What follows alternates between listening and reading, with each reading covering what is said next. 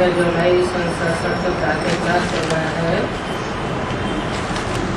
पहले पेज पर विभाग है जाल कलिंगा जाल। मीठे मीठे बच्चों ने ये गीत सुना और सभी सेंटर्स पर ये गीत है, अथवा नहीं है तो पता नहीं। ऐसे ऐसे दो चार गीत हैं वो सबके पास होने चाहिए, या टैप में भरने पड़े। अब ये गीत तो बनाया हुआ करीबी मनुष्यों पे है, परंतु ड्रामा प्लान अनुसार बाप द्वारा टच किया हुआ है, जो फिर बच्चों के काम आता है। ऐसे ऐसे गीत बच्चों को सुनने पर नशा चढ़ता है।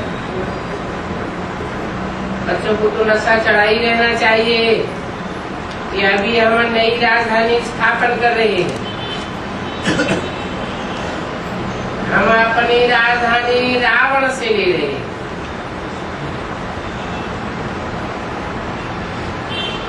जैसे कोई लड़ते हैं तो ख्याल रहता है कि इनकी राजाई हम हक कर लें, इनका गांव हम अपने हाथ कर लें। अब वो सब तो हद के लिए लड़ते, और तुम बच्चों की लड़ाई तो है माया से,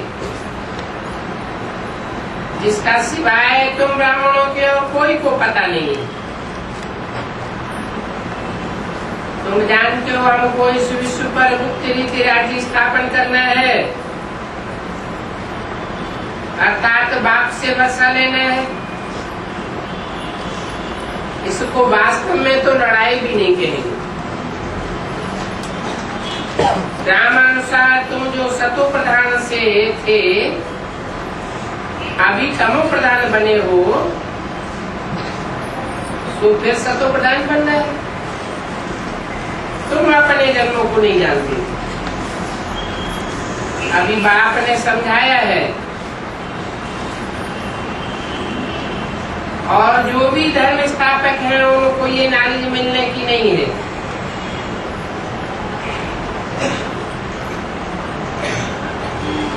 बाप तुम बच्चों को ही बैठ करके समझाते हैं। जब उन धर्म पिताओं को ही ये नॉलेज मिलने की नहीं है तो उनके फॉलोअर्स को कैसे मिलेगी? बताया भी जाता है धर्म ही ताकत है, रिलीजन इज माइट कहा जाता है। भारतवासियों को यही पता नहीं है कि हमारा धर्म क्या है। तुमको बाप द्वारा पता पड़ा कि हमारा आदि सनातन देवी देवता धर्म है, बाप आकर फिर तुमको उसी घर में ले जाते। तुम जानते हो हमारा धर्म सुख बहुत देने वाला है। तुमको कोई से भी लड़ाई आज नहीं करनी है, तुमको तो अपने ही स्वधर्म में टिकना है और बाप को याद करना है। इस बात में भी समय लगता है। ऐसे नहीं कि सिर्फ कहने से स्थित हो जाते हैं। स्वधर्म में स्थित होने के लिए पुरुषार्थ करना पड़ता है। तो अंदर में ये याद रखनी है कि हम आत्मा है शांत स्वरूप। अभी हम आत्मा तमो प्रधान पतित बनी हो, पवित्र बनकर हमको फिर वापस घर जाना है। बाप से वर्षा लेने के लिए अपन को आत्मा निश्चय कर बाप को याद करना है। तो तुमको नशा चढ़ेगा कि हम तो ईश्वर की संतान है।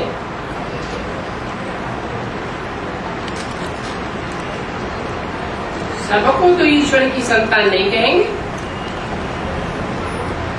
प्रैक्टिकल में ईश्वर की संतान बनते हैं क्या? और तुम तो प्रैक्टिकल में ईश्वर की संतान बनते हो। जैसे बाप को याद करने से ही विघ्न विनाश होते हैं,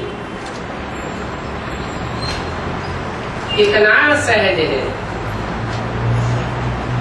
याद से हम पवित्र बने, फिर शांति धाम में चले जाए। दुनिया तो इन शांति धाम सुख धाम की बातों को भी नहीं जानती, बिल्कुल ही इडियट हो गए। ये है ही आसुरी संप्रदाय। ये बातें किसी शास्त्रों में भी नहीं है। ज्ञान सागर बाप की है ही एक गीता, और उस गीता में सिर्फ नाम बदल दिया है। सर्व का सदगति दाता, ज्ञान का सागर है, उस परम पिता परमात्मा को कहा जाता है। और कोई को भी ज्ञानवान कह नहीं सकते, जबकि वो ज्ञान देवे तब तुमको ज्ञानवान बनावे। अभी सबकी बुद्धि भक्ति वाली, तुम भी भक्ति वाले थे, अभी फिर ज्ञानवान नंबरवार पुरुषार्थ अनुसार बनते जा रहे हो।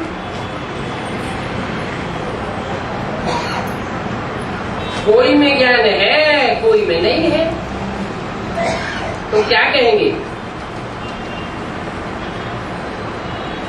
अगर भक्ति भी छूटी और ज्ञान भी नहीं है, अगर ज्ञान हो तो ज्ञान योग दूसरों को सिखावे, नहीं है तो क्या करेंगे? उनको कहेंगे दोनों ही जहानों से गए। उस जहान में उच्च पद पाए नहीं सकेंगे। बाप सर्विस के लिए कितना उछाल मारते रहते हैं। बच्चों में तो अभी भी वो ताकत नहीं आती है जो कि कोई को अच्छी रीति समझा ले।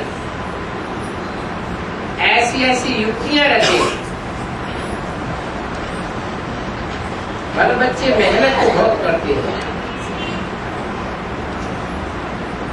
परंतु रिजल्ट कम निकलता है। गोपों में कुछ ताकत है, फीमेल्स में कोई ताकत नहीं है जो समय निकाले।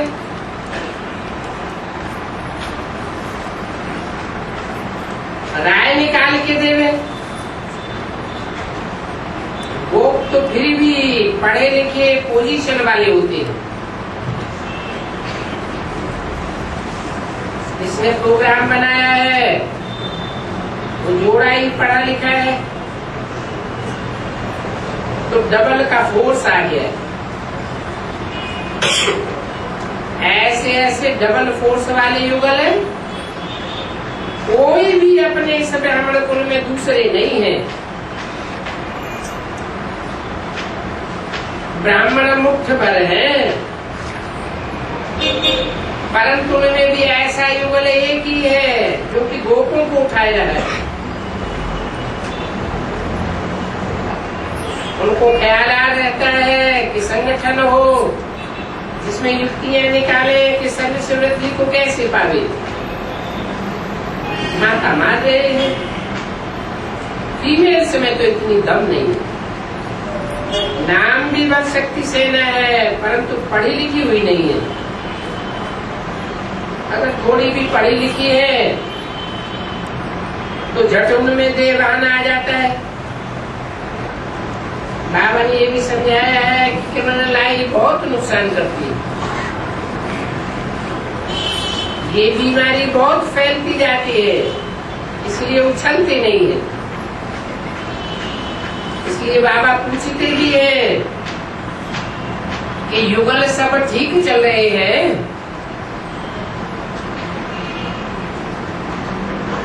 17 जुलाई 67 की वाणी का दूसरा दिन। उस तरफ तो देखो कितनी बड़ी बड़ी सेनाएं, स्त्रियों के भी झुंड हैं, पढ़ी लिखी हुई भी है। उनको गवर्नमेंट से मदद भी बहुत मिलती है और तुम तो गुप्त हो, कोई भी नहीं जानते हैं कि ये ब्रह्मा कुमारी क्या करती है। तो तुम्हारे में भी नंबरवार है। गृहस्थ व्यवहार का बोझा सिर पर रहने से झुके हुए रहते हैं। ब्रह्मा कुमार कुमारियां तो कहलाते हो, सिर्फ कहने मात्र कहलाते हो, परंतु वो क्रिमिनल लाइफ ठंडी नहीं होती है।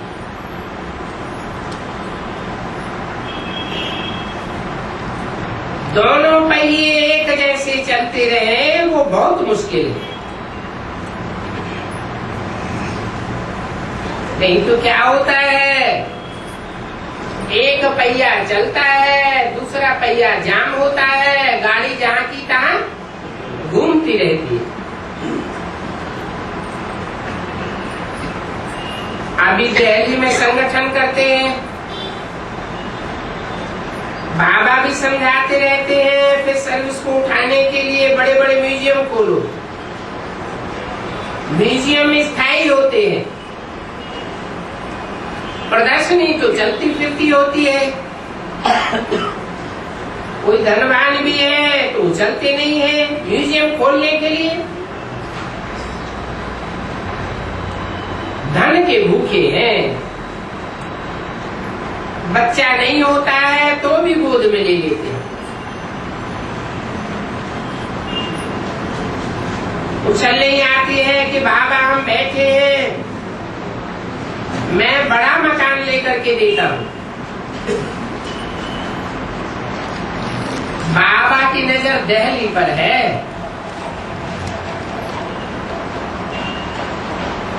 क्योंकि दिल्ली है भारत का कैपिटल।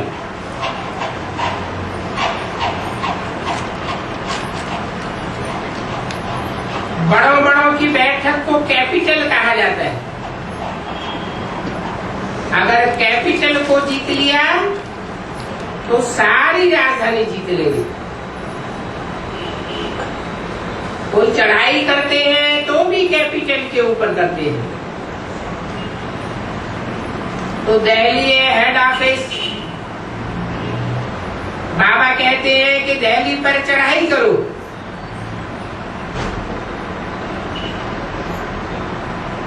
बहुत अच्छा सा म्यूजियम बनाओ।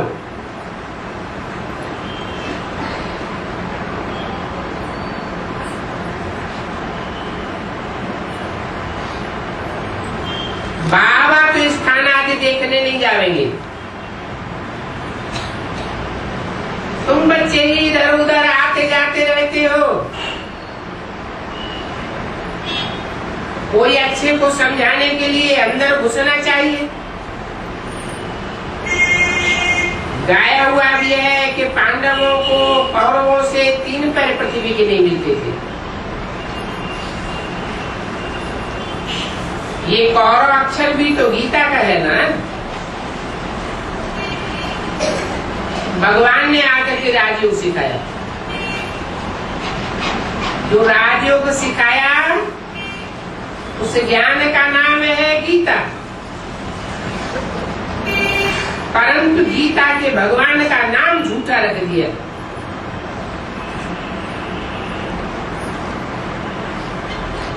इसलिए बाबा बार बार कहते रहते हैं, मुख्य इसी पॉइंट को उठाना है। आगे बाबा कहते थे कि बनारस की विद्वत मंडली में घुसो।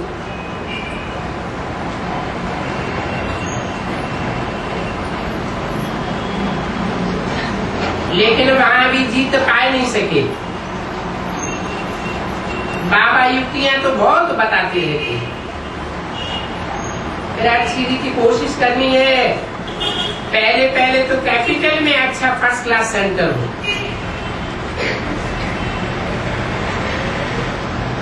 जयपुर में मकान मिल गया तो उसको सजा लिया है।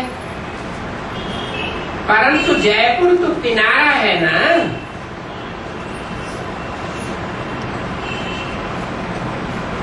कहेंगे राजस्थान का कैपिटल है,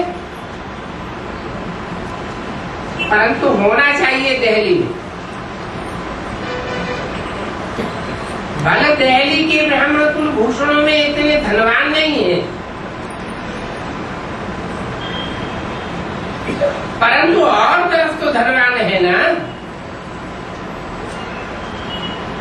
बाप बार बार समझाते रहते हैं कि ऐसे ऐसे बच्चे भी बाबा के हाथ में है। नंबर 1 दिल्ली में ही युक्ति रचो।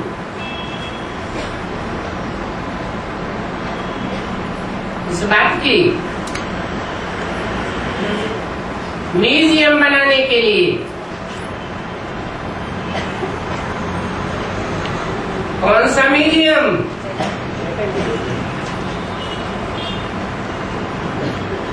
बच्चा बुद्धि होंगे तो जड़ चित्रों का म्यूजियम बना देंगे।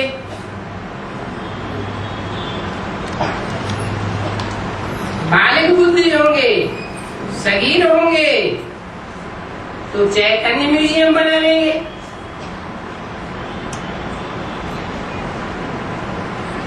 संगठन में भी मूल बात यही हो कि बड़ा सेंटर दिल्ली में कैसे खोले।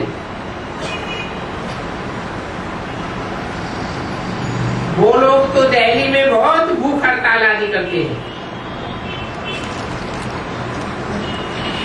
तुम तो ऐसा कुछ भी नहीं करते हो,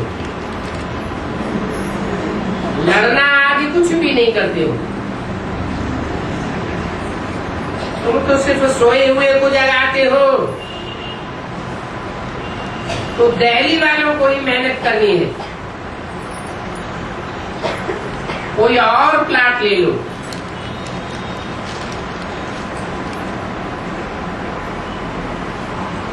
तुम जो जानते हो हम ब्रह्मांड के भी मालिक हैं,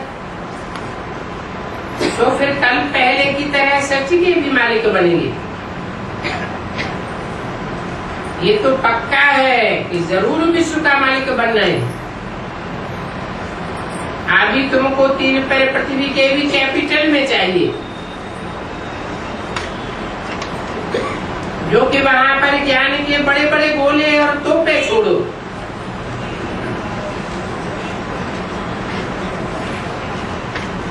इतना नशा चाहिए, परंतु ऐसी तो कोशिश ही नहीं करते हैं। नशा आता ही नहीं है। माया ऐसी है जो एक दो में ही प्यार में नहीं होते हैं। लून पानी बन करके रहते हैं।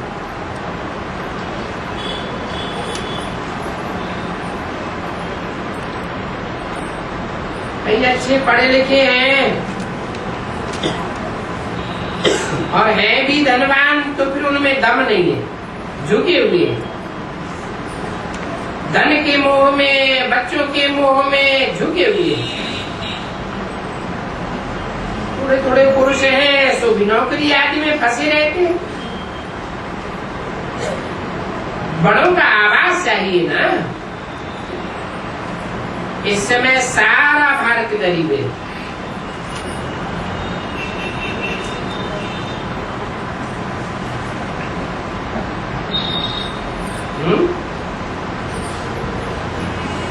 सारा भारत गरीब है।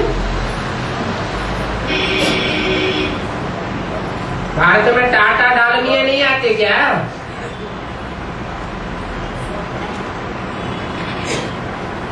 मैंने इशारा दिया कि जो विदेशियों को फॉलो करने वाले हैं, विदेशी सभ्यता को तरजीह देते हैं, विदेशी धारणाओं को तरजीह देते हैं, वो धनवान है।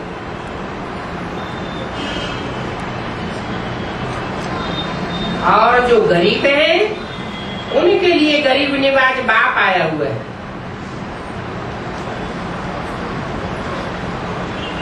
तो भारतवासी सारे ही गरीब हैं।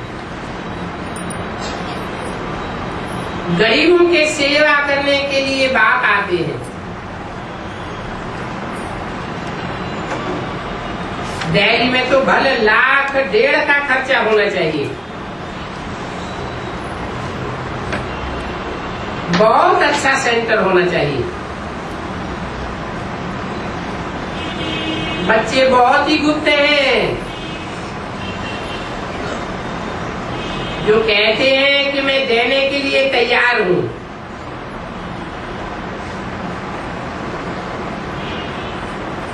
फिर बाबा भी लेकर के क्या करेंगे? इशारा देते रहते हैं। डेयरी वाले समझते ही हैं कि बाबा ध्यान खिंचवाते हैं।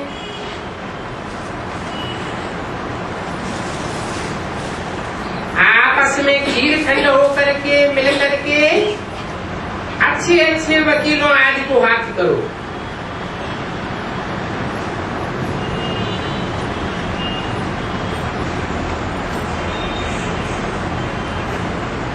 वो जमीन नहीं तो दूसरी जमीन हाथ करो। अपने पांडवों का किला तो बनावेंगे ना, दिल्ली में ही बनाना होगा।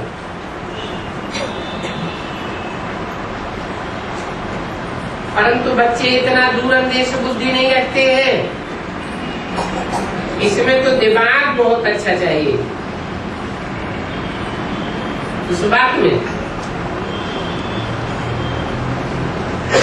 पांडवों का किला ऐसा बनाने में दूरंदेशी दिमाग चाहिए कि ऐसा पांडवों का किला बनावे जिसमें एक भी भिखारी आसुरी प्रवेश न कर सके। तो बच्चे इतनी दूरंदेश बुद्धि नहीं रखते हैं। बहुत हैं जो कुछ कर भी सकते हैं, परंतु दिमाग ही ठंडा है।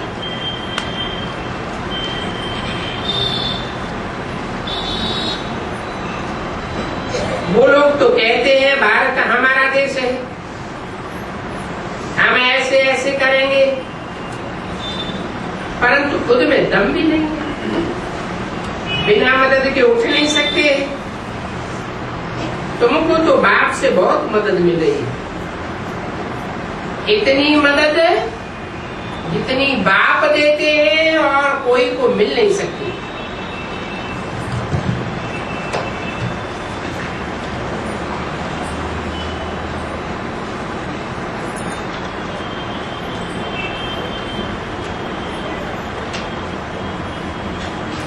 मेल ठीक है व नहीं है।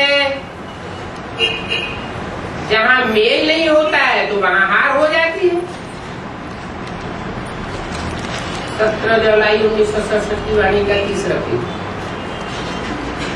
तुम बच्चों को बाप विश्व की बादशाही देते हैं तो हौसला कितना बुलंद चाहिए। निंदा करने में, चुगली करने में बहुतों की बुद्धि अटकी रहती है। और बंधनों की आफत है माताओं के ऊपर। मेष के ऊपर तो कोई बंधन नहीं होता है। कलयुग में माताओं को ही अबला कहा जाता है। पुरुष तो बलवान होते हैं,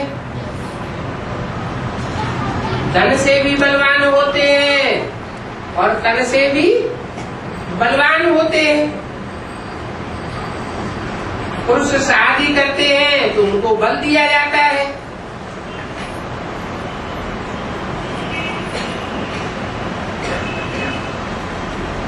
पंडित जी कहते हैं कि तुम्हारा पति, गुरु, ईश्वर सब कुछ है,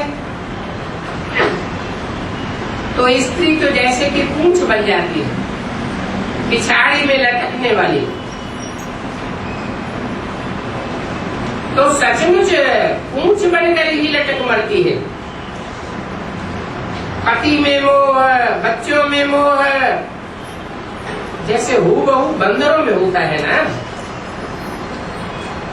पुरुषों का तो इतना मोह नहीं रहता है। उनकी तो एक जूती गई तो फिर दूसरी तीसरी ले लेते हैं, जैसे कि आदत पड़ गई है।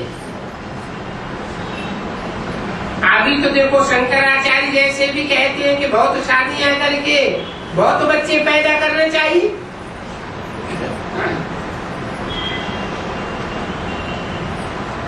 अभी क्यों कहते हैं,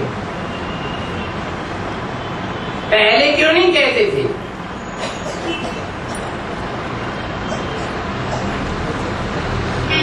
पहले ये सन्यासी भी सतो प्रधान थे, तो जंगलों में रहते थे, पवित्र रहते थे। अभी तमो प्रधान बन पड़े हैं तो शहरों में घुस पड़े हैं, खुद को पवित्र नहीं रख सकते हैं, तो बात ही बदल दी। भाषण देते हैं कि भारतवासियों को भी अनेक शादियां करनी चाहिए, तो अनेक बच्चे पैदा होंगे। मुसलमानों की जनरेशन बहुत बढ़ गई है, क्रिश्चियंस की दुनिया में जनरेशन बहुत बढ़ गई है। अभी भारतवासियों की जनरेशन बढ़ानी चाहिए। क्या क्या बकते रहते हैं, आवाज तो कोई करते ही नहीं है। ब्रह्मा कुमार कुमारियों में भी ताकत नहीं है जो कि उनको लिखे कि तुम सन्यासी होकर के ये क्या कह रहे हो। दूसरों को भाषण देते हो, पहले तो तुम शादियां करो, तब दूसरों को शिक्षा दो। सब जैसे कि सोए हुए हैं, ताकत ही नहीं है। कोई कोई अखबार वाले मानते भी हैं, तो फिर उनके पास जाते नहीं है। बाबा तो समझाते रहते हैं कि ये अखबार में डालो। पहली मुख्य बात गीता ये खंडन की हुई है, इस कारण भारत गरीब बना है। फिर बाप आकर के सच्ची गीता सुना करके राजयोग सिखाए रहे हैं।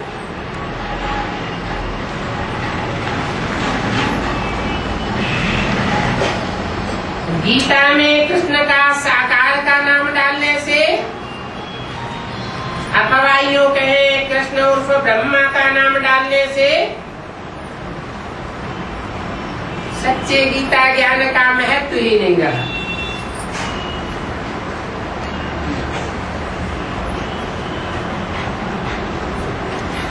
बाबा कहते तो बहुत है,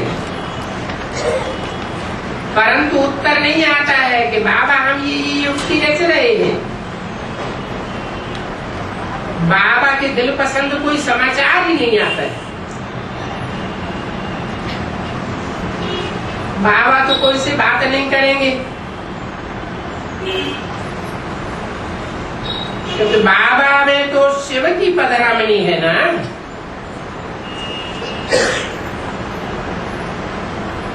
कोई उल्टा सुल्टा बोल करके डिसरिगार्ड कर देवेगा।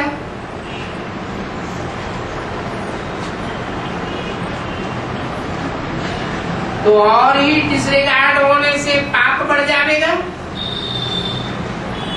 क्योंकि वो लोग तो अपने ही नशे में रहते हैं। उनको क्या पता कि ये कौन है।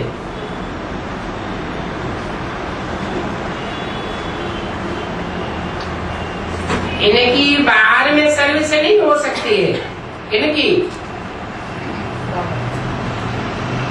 तन में प्रवेश करते हैं, उनके द्वारा बाहर की दुनिया वालों की सेवा नहीं हो सकती है। इसलिए बाबा ने कहीं पर जाना ही बंद कर दिया है।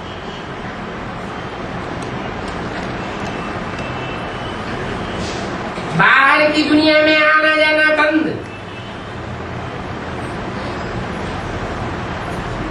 तो बच्चों को ही बाप का शो करना है। ईमानी कब की है? 67 की है। व्यक्तवाणी में भी अभी 4 साल 6 साल पहले बोला था कि दुनिया वालों की नजरों से बाप दादा ओझल हो गए और बच्चों के सामने प्रत्यक्ष हो गए।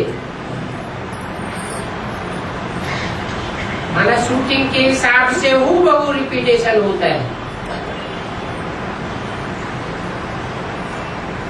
तो बोला बच्चों को बाप का शो करना है,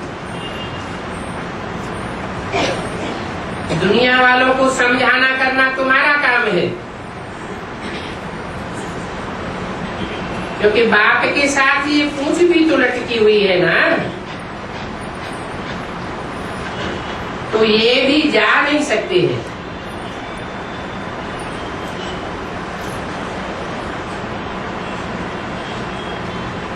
कहेंगे शिव बाबा हमें ये बात बताओ, ये हमारे पर आफत है, इस बात में हमको राय दो। ऐसी ऐसी बातें पूछते रहते। अरे बाबा तो आए ही हैं पतितों को पावन बनाने। बाप कहते तुम बच्चों को सब प्रकार की नॉलेज मिलती है, कोशिश करके आपस में मिल करके बड़ा सेंटर खोलो।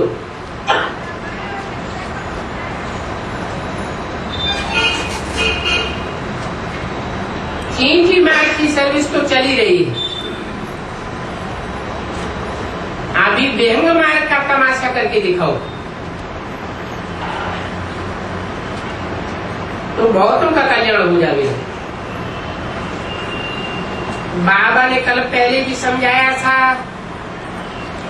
सो अब भी समझाते हैं। बहुतों की बुद्धि कहाँ न कहाँ पर फंसी पड़ी है। ये देहदारी का लगाव उमंग उत्साह ठंडा कर देता है, सेवा हो नहीं पाती। बहुत बच्चों का आपस में रूहानी प्यार कम है, जिस्मानी प्यार बढ़ता जाता है, जब देवान में आ जाते हैं। ये देवान तो बहुत खोटा है,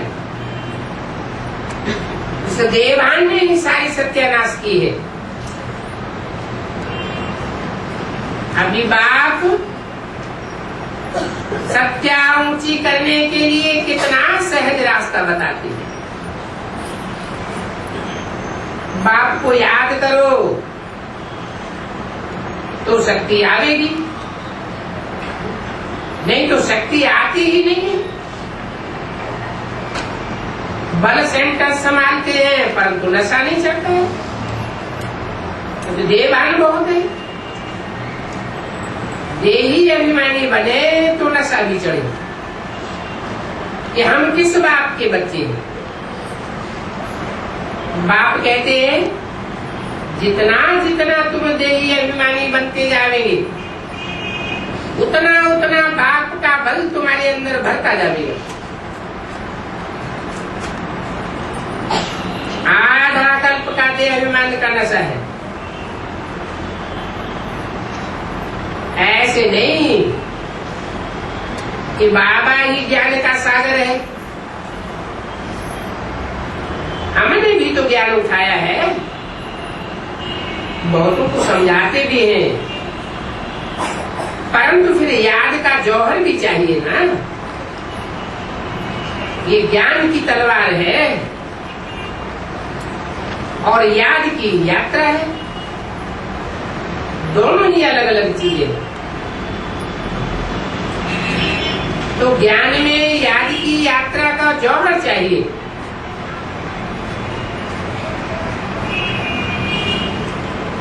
वो नहीं है तो जैसे कि काठ की तलवार हो जाती है।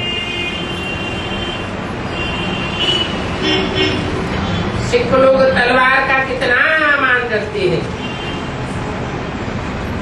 वो सिख लोग तो हिंसक थे।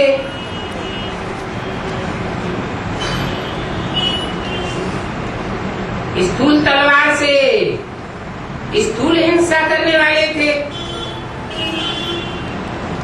तुम्हारी तो ज्ञान की तलवार है।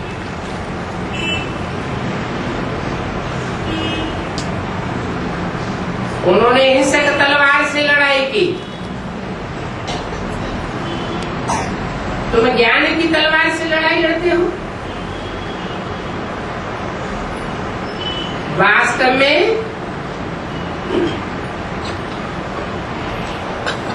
उन सिखों को तो गुरु कह नहीं सकते।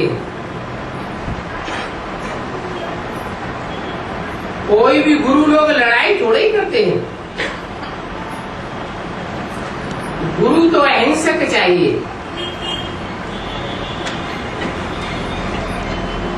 लड़ाई से थोड़ी सदगति होती है। तो देखो दुनिया में क्या क्या होता रहता है। विलायत से भी तलवार मंगवा करके परिक्रमा देते हैं।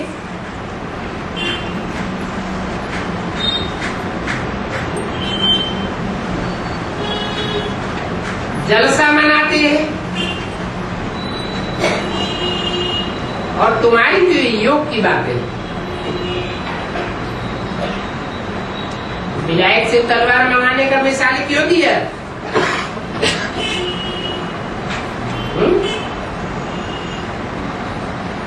बाहर से वेपन मंगाते हैं। गवर्नमेंट वाले बाहर अमेरिका रशिया से वेपन मंगाते हैं। क्या मंगाते? वो तो स्कूल वेपन्स की बात हुई। हमारी तो बेहद की बात है ना।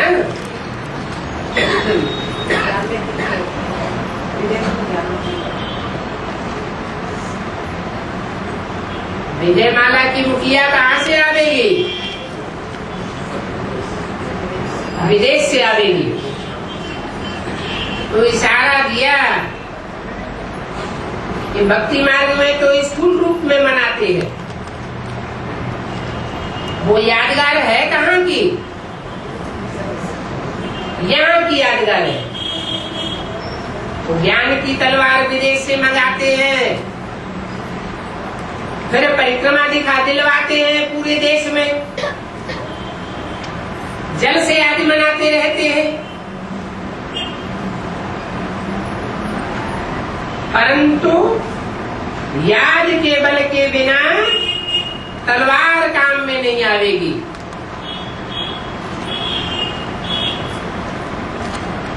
क्रिमिनलाई सुधरेगी नहीं तो तलवार काम में नहीं आवेगी। ये बहुत नुकसान करने वाली चीज है। मूल बात है याद की।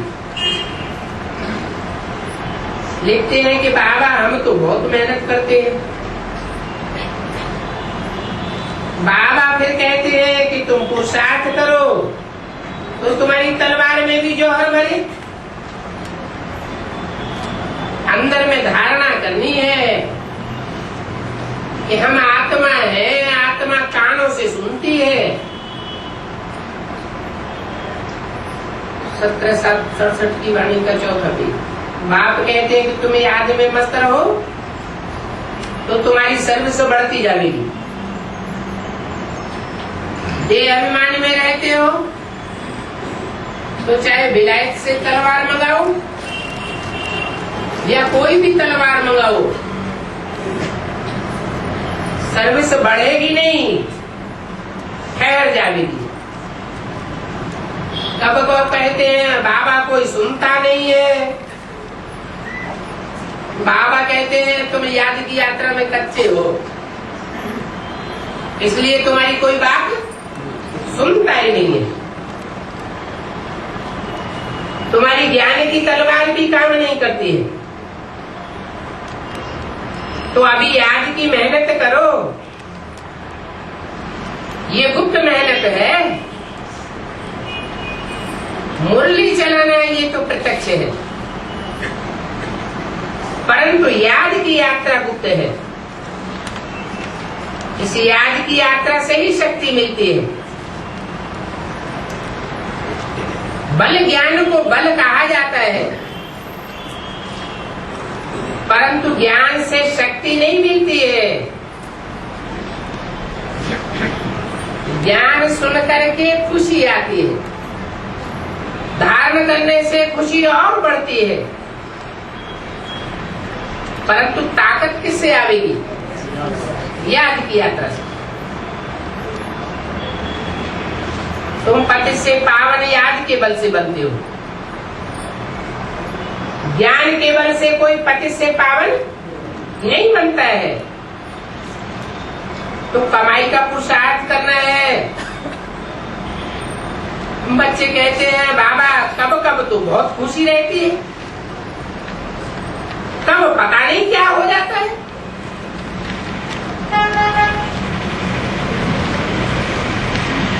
बाप कहते हैं याद में न रहने के कारण तुम्हारी एक रस अवस्था नहीं रहती।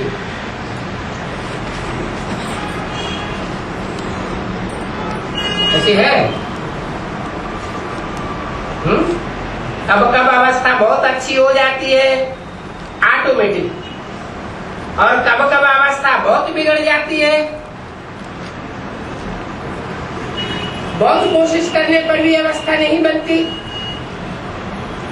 कारण क्या है?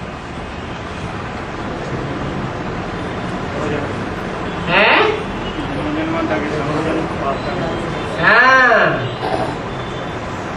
63 जन्मों की रील घूमती है। बनी बनाई बन रही अब कछु बननी ना है। उन 63 जन्मों में जिन्होंने जब जैसा अच्छा कार्य किया है तो अच्छी अवस्था रहती, और जब खराब काम किया है तो अवस्था भी खराब हो जाती है। ये शूटिंग की रील घूमती रहती है।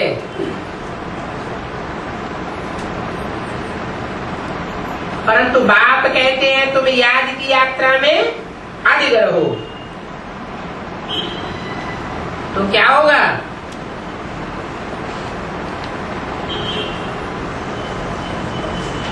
अच्छी अवस्था बन ही जाएगी।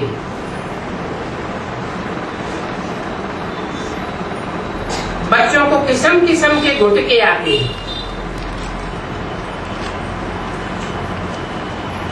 स्टूडेंट्स को टीचर याद नहीं पड़ता होगा।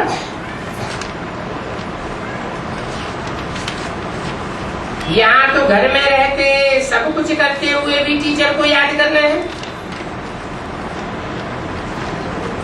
इस सुप्रीम टीचर से तो बहुत बहुत ऊंच पद मिलता है। गृहस्थ व्यवहार में भी रहना है।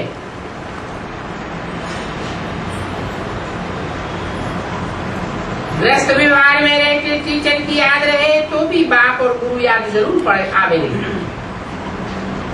कितने प्रकार से समझाते रहते हैं,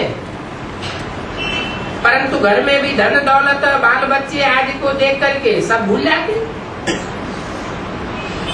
बाप समझाते तो बहुत है। तुमको रूहानी सर्विस करनी है। बाप की याद की ही है ऊंची से ऊंची सेवा।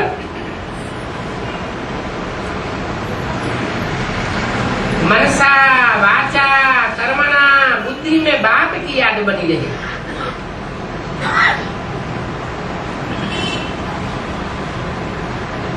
वाचा में बाप की याद कैसी बनी रहेगी? क्या तरीका है? वाचा से बाप के गुणगान करते रहो, बाप का सुनाया हुआ ज्ञान सुनाते रहो, और कर्मणा कर्म इंद्रियों से जो भी कर्म करो वो बाप के प्रति अर्पण होने वाला हो तो बाप की ही याद आवेगी। सदैव मुख से ज्ञान की बातें करो। किसी को भी दुख नहीं देना है, कोई अकर्तव्य नहीं करना है। पहली बार अलफ न समझने से कुछ भी नहीं समझेंगे। तो पहले अलफ पक्का करवाना चाहिए। जब तक अलफ पक्का नहीं होगा तब तक कोई भी आगे नहीं बढ़ सकेंगे। तो पहले अलग पक्का कराओ, फिर आगे बढ़ो। कौन से चित्र पर? त्रिमूर्ति के चित्र पर अलफ को पक्का कराना पड़े। कौन है अलफ और कौन है बे?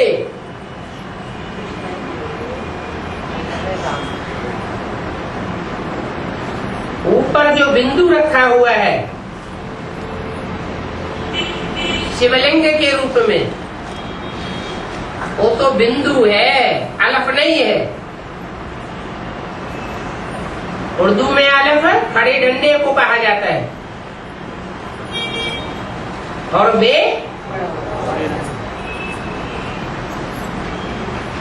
सतयुग के बादशाह को कहा गया।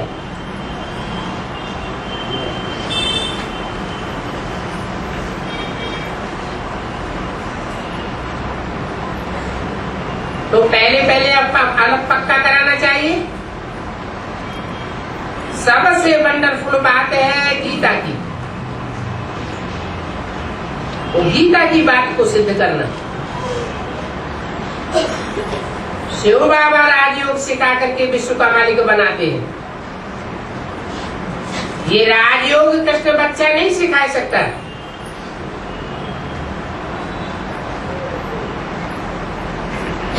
कृष्ण की गीता झूठी गीता है। वो झूठी गीता सुनने के कारण कंगाल बन गए हैं। इस चीची दुनिया में माया का पामपेंड सो बहुत है।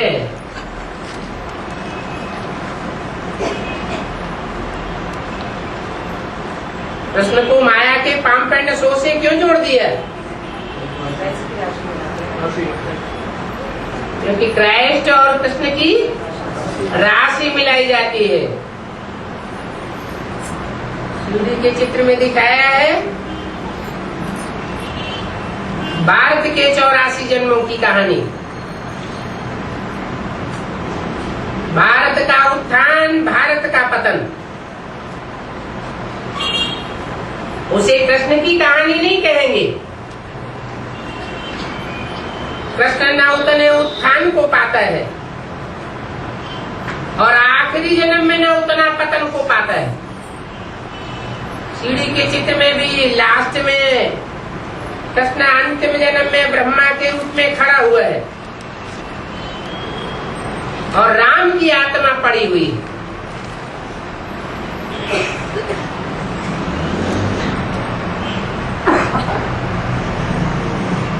तो बताया ये छीछी दुनिया है जिसमें माया का पामपेंड शो बहुत रहता है। दो नाम है, माया और राम। दोनों एक दूसरे के अपोजिशन में। कहीं बोला गया शास्त्रों में या कहीं भी कृष्ण और माया नहीं। अभी तो देखो कितना फैशन हो गया है। फैशन कौन से धर्म से जास्ती निकला? क्रिश्चियन धर्म से।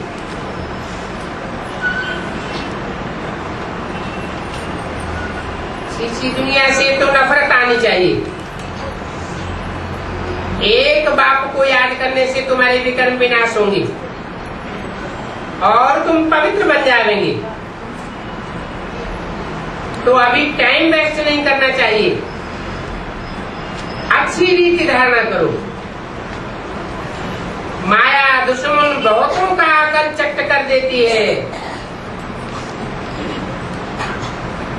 कोई कमांडर होते हैं, गफलत करते हैं तो उनको डिसमिस कर दिया जाता है।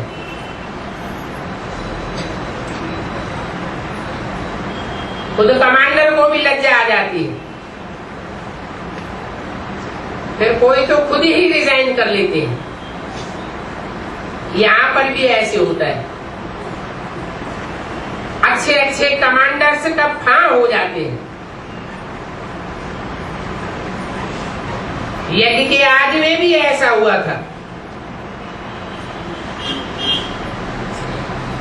अच्छा, ओम शांति। कोई मुरली के बचे हुए पॉइंट्स हैं? धर्मों में मुख्य पहले है देवी देवता धर्म। वृद्धि तो सभी धर्मों की होती है, झाड़ बढ़ता है, अनेक अनेक धर्म, अनेक अनेक मत हो जाते हैं। सब धर्मों के बीच में यही आदि सनातन देवी देवता धर्म है जो श्रीमत से स्थापन होता है, और सब धर्म मनुष्य गुरुओं की भ्रष्ट मत से स्थापन होते हैं। और देवी देवता सनातन धर्म सत धर्म है जो सतयुग में फैलता फूलता है। उसकी स्थापना श्रीमत से होती है। इसमें द्वैत की बात नहीं है, ये अद्वैत मत है, श्रेष्ठ से श्रेष्ठ एक बात की। अद्वैत से बनते हैं देवता और द्वैत से बनते हैं दैत्य।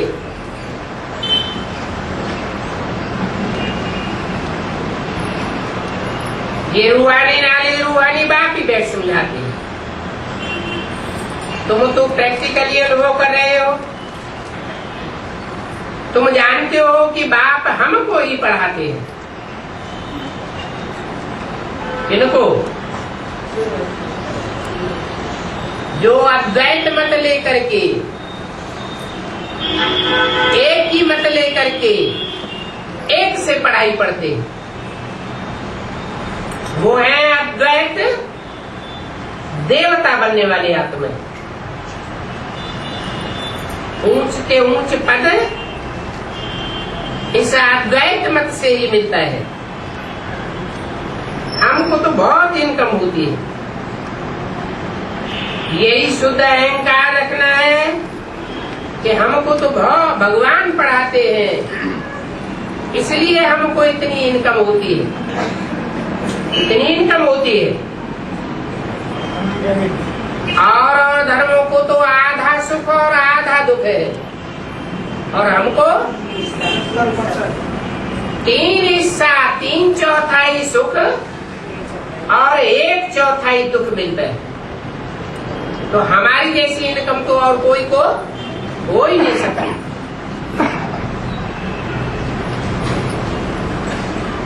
और बाकी क्या चाहिए? जबकि हम विश्व का मालिक बनते हैं तो फिर सोच आ जाता है कि हमको इतनी खुशी क्यों नहीं रहती है?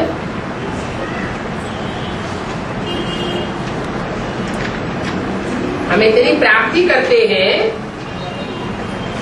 ऊंच के ऊंच पद पाते हैं, फिर हमारी खुशी स्थायी क्यों नहीं रहती है? हम ऊपर नीचे क्यों होते हैं?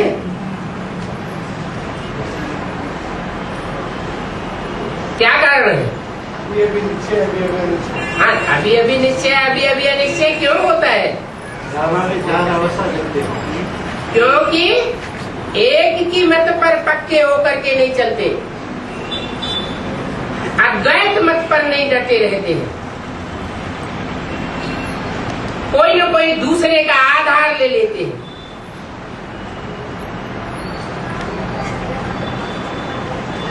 तो तुमको यही शुद्ध अहंकार रखना है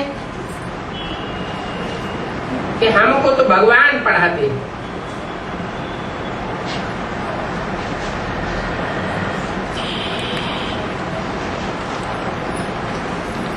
संशय में आने से हार होगी और निश्चय में रहने से विजय होगी। किस बात पर निश्चय और किस बात पर संशय? है?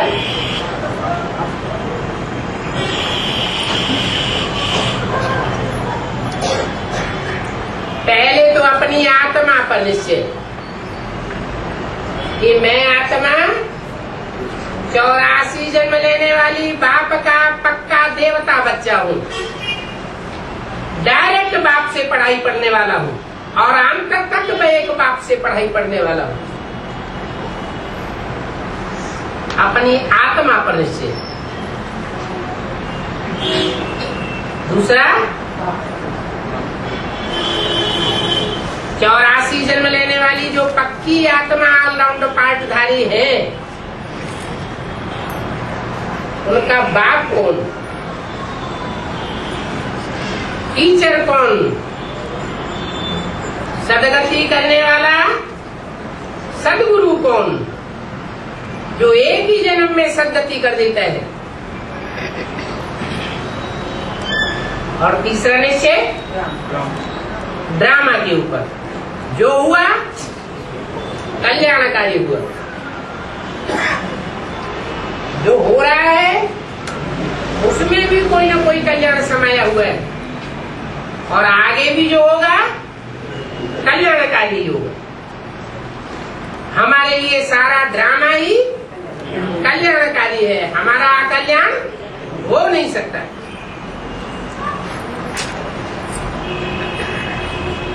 तो बाप में तो संशय कभी नहीं लाना चाहिए। माया संशय में ला करके भुलाई देती है। इसको बच्चों को बाप की याद भुलाई देती है, बाप के ऊपर संशय लाई देती है। बाबा ने समझाया ये आंखें बहुत धोखा देने वाली है। अच्छी चीज देखेंगे तो दिल बित बित करेगी कि इसको खावे,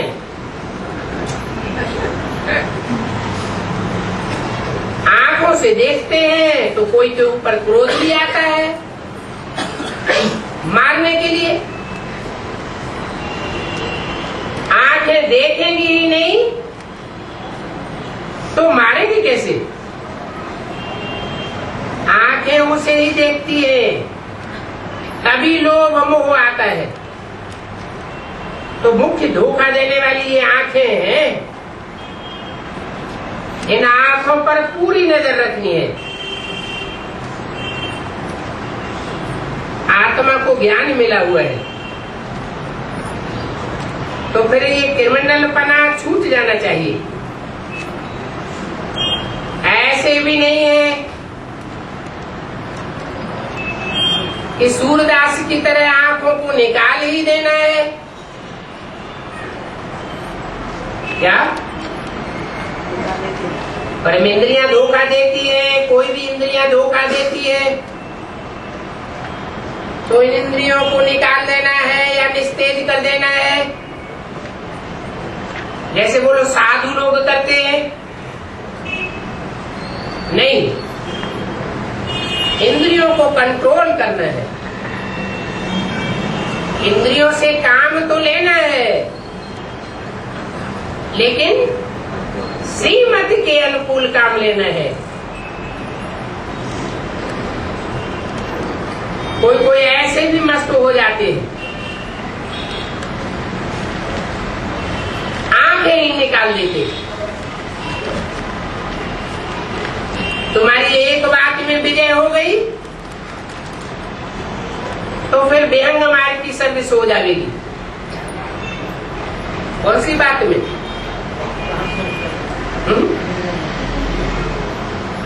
गीता का भगवान कौन? आंखें साधारण तन में आए हुए भगवान बाप को नहीं पहचान पाती,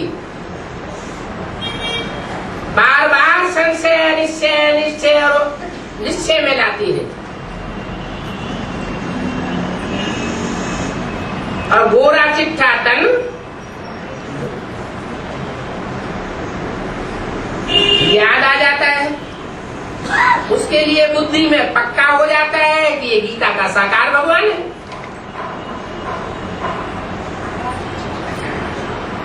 तो क्या कहेंगे आंखों के लिए?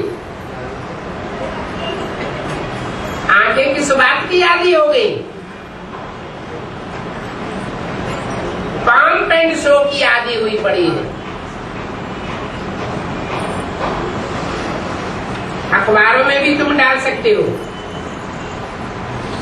कि गीता खंडन होने के कारण ही भारत की इतनी बुरी हालत हो गई है। लेकिन तुम नई दुनिया में जा रहे हो तो तुमको कितनी खुशी होनी चाहिए।